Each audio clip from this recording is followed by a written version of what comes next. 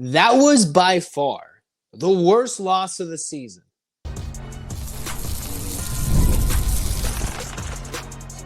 You are Locked On UCLA, your daily podcast on the UCLA Bruins. Part of the Locked On Podcast Network, your team every day. Welcome, everybody, to this edition of the Locked On UCLA Podcast. I'm your host, Zach Anderson-Yoxsimer. Thanks for making this show your first listen each every day. It's free wherever you get your podcast. This is the reaction edition of the Locked On UCLA Pod. Because, man, that was frustrating. How did UCLA lose that game to Washington? And not only did they lose it, they lost it by 2 scores and played like absolute dog crap. Like in everything that mattered, UCLA literally blew it. Literally blew it with a chance to give themselves multiple opportunities to try and get to a bowl bid. Now the Bruins have to be perfect down the stretch just to get to a bowl in Deshaun Foster's first year. This is the worst loss. You take away the Indiana game, because now we know what Indiana is. This is clearly the final 31, Washington, UCLA 19, the worst loss. How did they lose this game? Because they literally played like crap in every facet of the game. Defensively, when Damon Williams came in, a game changer with his dual threat ability, UCLA forgot how to tackle. And then Washington ran all over UCLA in that second half. They only finished with 123 yards rushing, but the inability for the Bruins to tackle and to let Washington go right down the field and score a touchdown, not just one, but 2 in the final 5 to 6 minutes of the game. And then how did UCLA get down the field, have more yards than Washington in this game, and completely blow multiple opportunities to score? They had to settle for a field goal at least 3 times and only ended up making 2 of those field goals when UCLA should have been much better. There are multiple reads by Garbers where he completely missed wide open guys that could have been wide open for touchdowns, especially when they're down 24-13. And if he makes that play, sets his feet, hits Gilmore, who's wide open down the sideline, maybe UCLA has a last-second miracle chance to win this game. That was absolute garbage. Literal garbage all the way around. Defensively, they made some plays, and then they just forgot how to tackle. They had 2 turnovers. They forced Washington to go to the true freshman quarterback, who wasn't doing a lot throwing the ball. Yes, he went 7 of 8 for 67 yards, but it was because of his dual threat Kyler Murray-like ability, if you're watching the broadcast, about how UCLA just, oh my goodness, that was ugly. Ugly, ugly, ugly. Now let's take a look at what UCLA did. They had more time of possession. They forced the 2 turnovers, but the Bruins twice fumbled the ball, one with Garbers losing a chance for UCLA to get points when he had it popped out of his fingers. Then you had, when the Bruins were about to go possibly take the lead, fumbling it out of Jack Peterson's hands, and just the inability to hold on to the football cost them. And then when Washington gained momentum, they literally slammed the door shut. And after as good a football UCLA's played the last 3 weeks against Rutgers, Nebraska, and then Iowa last Friday night, all that was erased, in a sense, with this loss tonight. Because UCLA should have beat a Washington team that, mind you, did go 6-0 at home, has won 20 straight games in their home stadium, and the Bruins couldn't do it. And Ethan Garbers' return to Washington for Akaka Malloy's return to Washington. The defense didn't play terrible until literally the quarterback switch from Jedd Fisch, who realized it right away that Rodgers had a couple of terrible plays. UCLA should have picked off Washington in that first half, but a terrible late hit roughing the passer penalty wiped off one. Just absolute brutality, and that finally cost him. Because UCLA has played sloppy the whole season. And this, I think, is the first game where their sloppiness, the penalties, literally cost them the game. The entirety of it. The entirety of it.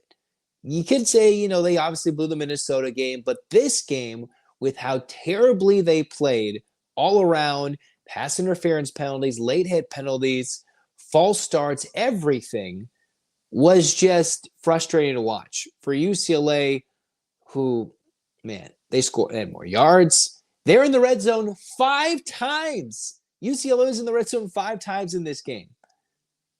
And then missed a field goal from just beyond 40, fumbled it, couldn't cash in because UCLA the ugly numbers rear their ugly head again because the Bruins have one of the worst touchdown percentages in the red zone across all of FBS football.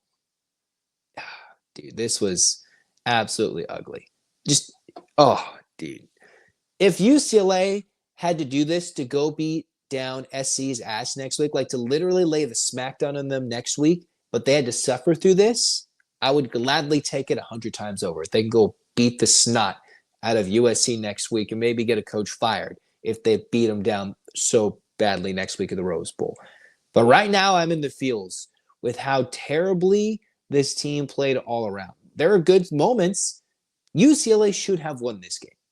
That's what makes it so frustrating that they're down at the half. They got a pick. You're sitting there in the third. I felt like I was sitting in the third quarter. They got a pick. They got another pick. You're like, all right, it's just a matter of time. And then all of a sudden they lose this game by 2 scores. Like, what? Are you serious right now? It's just some poor decision-making, bad reads. I thought Eric Bieniemy should have, coming into the game, in the first couple of possessions, established the run early against the Washington team who statistically had struggled against the run. They held UCLA to 52 rush yards, a UCLA team that had 9 penalties called against them for 47 yards. Not a lot, but crucial back-breaking penalties that would put them behind the chains. 1st and 15, 2nd and 15, wiped away an interception when the Bruins had a chance to get the turnover right back and keep Washington off the board. And then, dude, like how did they just let Coleman turn it on for 95 yards and 2 touchdowns, 4.5 carries? Damon Williams made these UCLA defenders look awful, like early in the year awful when it came to trying to tackle somebody in the backfield. They'd be in the right place, but they just couldn't wrap up. Man. And I thought in this game, if UCLA kept Will Rogers quiet, throwing the football, that they would do well. But UCLA had to run the football, which they did not. They could not establish it. UCLA, there was no Jalen Berger in this game. We saw TJ Harden struggle when he had 33 yards. It's just, my thoughts are scattered all over the place. That was the most pathetic performance of the season. They should have established the run, I thought, early when they won the toss, and I believe they received. And then you had a couple of chances, and they don't run the ball when it was 3rd and short. Garbers missed at least 5, I think, wide open guys, whether it was to move the chains, 2 or 3 for touchdowns, where he had, I think, Mokia Atimalala open. Then he threw a pass that should have been picked when it looked like Sturdivant was wide open up the sideline. Gilmer down the sideline late. Even on the touchdown pass he threw early in the game in the first half, he waited so long I thought that pass might have been picked off. And yes, this is a Washington that does handle the pass decently, and the numbers won't back up how poorly UCLA played offensively in the moments because they moved the ball. They just couldn't score with it. And all that was just terrible. Unfortunately, they had to settle for field goals. Bagani missed a crucial one. Washington goes down, scores, makes it a 2-score game. The Bruins can't protect their quarterback again. Washington, who had struggled to get home on the quarterback, similar to UCLA defensively earlier in the year, had 6 sacks, 9 tackles for loss, and ran roughshod on the UCLA offensive line that was down to their 4th left tackle. Because Prongos was out, and unfortunately for Jeffers, he got hurt. And I'm not sure if that's all in them, because a lot of it, they're getting beat up the middle. And then when UCLA would beat the Washington offensive line up the middle, like Tuia, or whether it was Washington, or whoever, whether they brought a blitz, they would miss. Washington would not make Garbers miss. And mind you, Garbers made quite a few moves running the football to get first downs.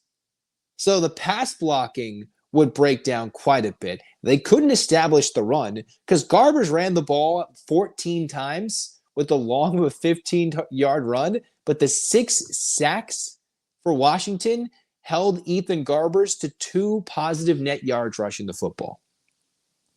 Hands off to the athleticism of Devon Williams Jr. because, man, that kid looks like he'll be very exciting for Washington, who can probably mess with Oregon's heads these next 2 weeks with what they showcased tonight. They have a bye week before maybe they can go torment the Ducks one more year in a row and ruin their number 1 ranking.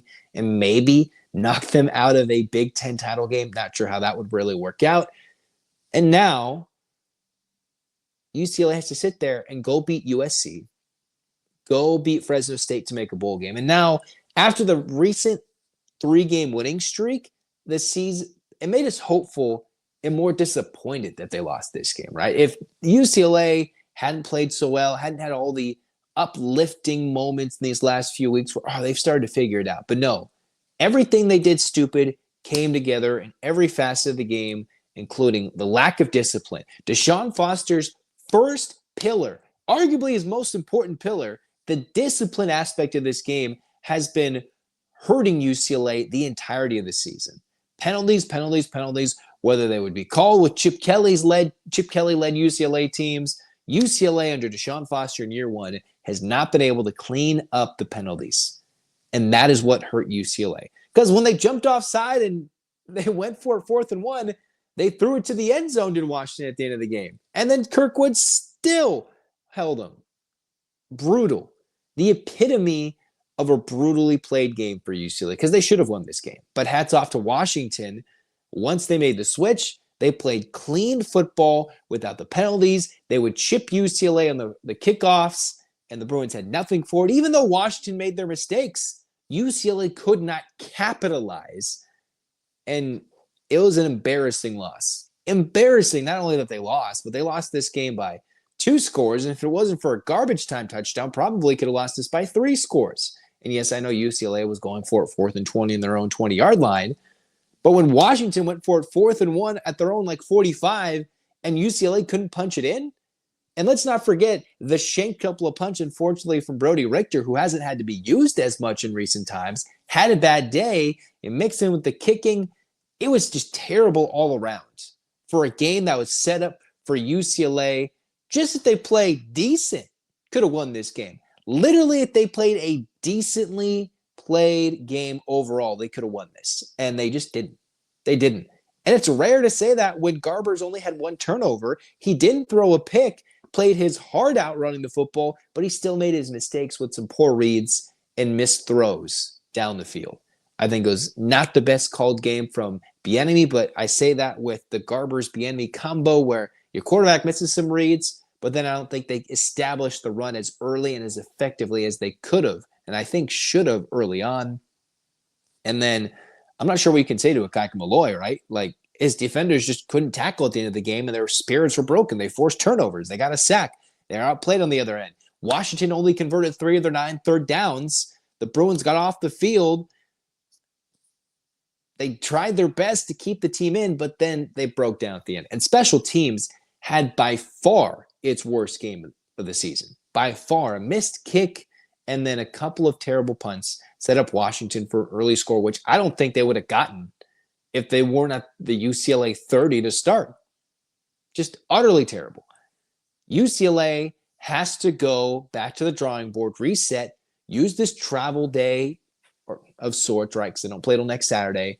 Breathe in, focus out, because UCLA's dealt with these games all season, and go kick USC's butt. Like, literally play the game to embarrass Lincoln Riley and the Trojan fan base as badly as it gets. Because as badly as UCLA played tonight, it'll all be for naught, and it'll be all forgotten if they can go beat USC for the 2nd straight year, win their first home game at the Rose Bowl against the Trojans in 2018. We can erase this from the memory in a little over a week with a beatdown or any type of win against USC. You beat Fresno State at the end of the year, you get to a bowl, it would be fine, because UCLA has not been favored in a game for a very long time, and I'm wondering what that line would be like next week against USC.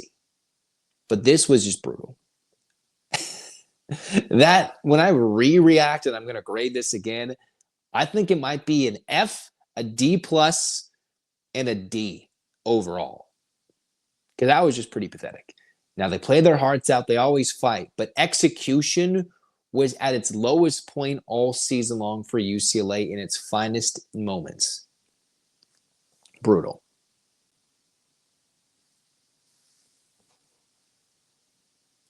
Even though the Bruins didn't deliver, you want to know what does deliver, though?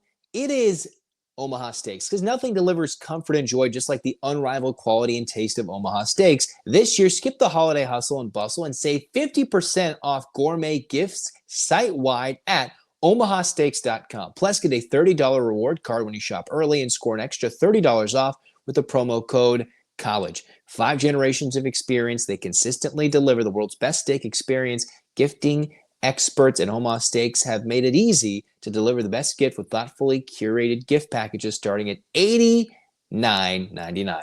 Legendary steaks, mouth-watering desserts, and more. Save 50% off site-wide at omahasteaks.com. Our listeners also get an extra $30 off with the promo code COLLEGE and a $30 reward card when you shop early. 50% off at OMAHA Steaks, omahasteaks.com, and extra $30 off with the promo code COLLEGE. Minimum purchase may apply.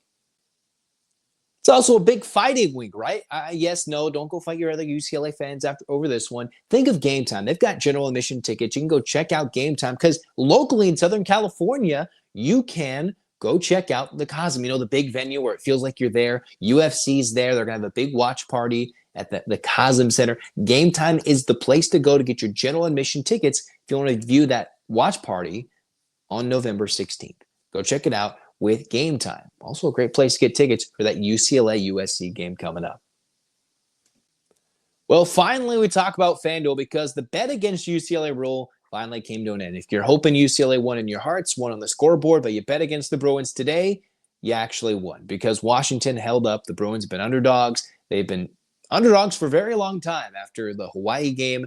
Recently, UCLA has been winning on the money line and winning on the covers. This week, no. The Huskies came through and beat the Bruins by 12 covering. So here we are. Take on FanDuel, America's #1 sportsbook. New customers, $5. You bet, and you get $150 in bonus bets if you win. Again, you bet $5 as a new customer and get $150 if you win your first $5 bet in bonus bets. FanDuel.com never wastes a hunch. Make every moment more with FanDuel, America's #1 sportsbook and an official sportsbook partner of the NFL. Cruising on here on Locked On UCLA. That's going to do it. Man, that was frustrating. Brutal, all the emotions, but we can wipe that to the side hopefully next week when it's Beat SC week. Battle for the Victory Bell, which is currently painted blue. And I think, and I believe, and I hope, and I know UCLA will keep that bad boy in the rightful colors of the UCLA blue and gold. All right, ring that victory bell next week. Today, we somberly do an 8 clap. Get your hands up, Birds fans. And 1, 2, 3, 4, 5, 6, 7, 8, UCLA. UCLA, fight, fight, fight. This has been Locked On UCLA. Zach signing off. Go Bruins.